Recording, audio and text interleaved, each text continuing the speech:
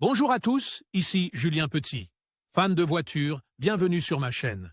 Restez avec moi, on va aborder notre sujet du jour sans plus tarder. 29 APR 2022, 9h08 du matin EDT. Vous n'avez pas les moyens d'acheter un véhicule électrique.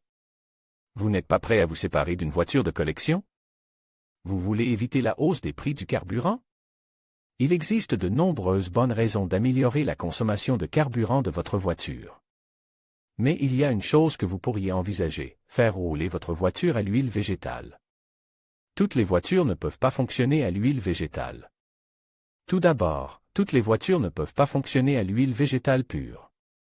Les anciennes voitures diesel sont mieux adaptées pour fonctionner avec de l'huile de cuisson. Les voitures à essence ont un mode de combustion différent et ne conviennent donc pas, car les huiles végétales sont trop inflammables pour leur moteur. Un moteur diesel moderne est le mieux adapté au biocarburant. Qu'est-ce que le biocarburant? Selon la US Energy Information Administration, les biocarburants sont des carburants fabriqués à partir de produits naturels tels que l'éthanol et le biodiesel. Les amidons et les sucres végétaux, comme le sucre de betterave, sont une source d'éthanol. Le biodiesel provient d'huile végétale et de graisse animale neuve ou usagée. Il est biodégradable et est fabriqué en combinant de l'alcool avec de l'huile végétale, de la graisse animale ou de la graisse de cuisson recyclée. Ces carburants sont généralement mélangés à des carburants à base de pétrole, essence et distillats, diesel et mazout, afin d'améliorer la qualité de l'huile et son état pendant le stockage. En 2008, l'émission Mythbuster a réalisé un test sur la façon de faire rouler une voiture avec de l'huile de copeaux. Ils ont fait rouler une voiture sur une piste, d'abord avec du diesel, puis avec de l'huile de pépin. Le résultat? La voiture fonctionnant à l'huile végétale a atteint un rendement très utile de 30 mpg, contre 33 mpg pour une voiture diesel.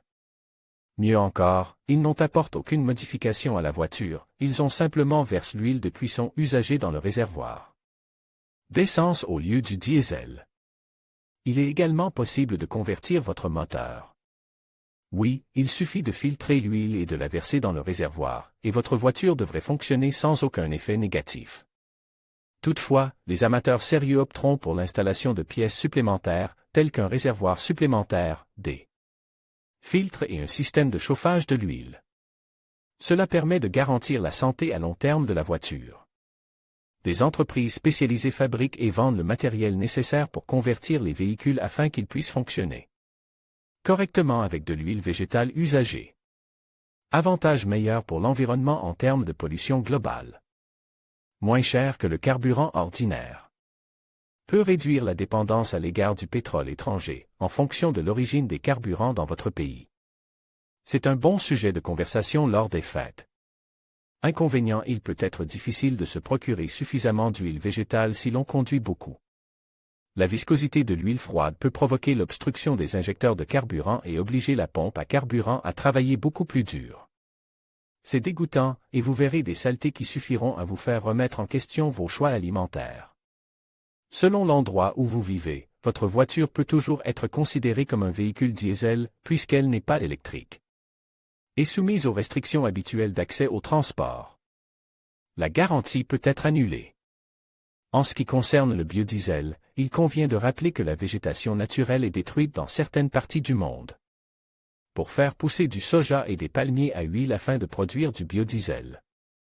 Les cultures destinées à produire des ingrédients pour le biodiesel détournent les agriculteurs de la production alimentaire et consomment de l'eau précieuse.